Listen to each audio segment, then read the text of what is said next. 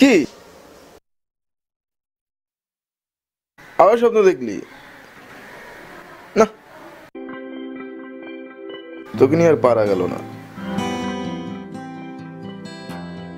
তোর জন্য এবার একটা তাবিজ আনতে হবে। কাকে স্বপ্ন দেখলি? গলা ছিল নাকি দাঁত দুটো নেই?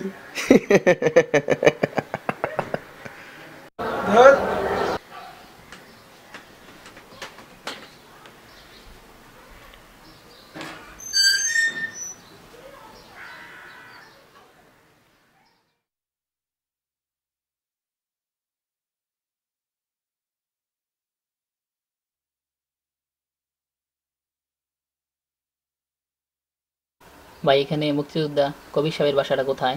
এই তো সামনে একটু গেলে রাস্তার মোড় শেষে ডান দিকে গেলেই। কেন বলুন তো? দরকার ছিল। কি দরকার? আমি আর জে শামীম ও FM এ কাজ করি। তো কবির সাহেবের বাসায় কি দরকার? আসলে আমরা একটি সমাজসেবামূলক কাজের সাথে জড়িত। উনি আমার সহকর্মী শিমলা।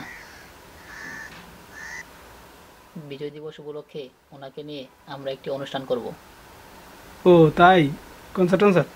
না, শীতবস্ত্র বিতরণ। ওইসব অনুষ্ঠানে মানুষ আনন্দ পায় ঠিকই, কিন্তু কেউ কেউ কখনো ভেবে দেখেছে এই শীতের মাঝে কত অসহায় মানুষ শীতে কষ্ট পেয়ে থাকে? তাই আমাদের আয়োজন। উনি আমাদের প্রধান অতিথি। ও এবার বুঝতে পেরেছি। তো চলেন, আমি আপনাদেরকে ওনার বাসায় নিয়ে যাচ্ছি।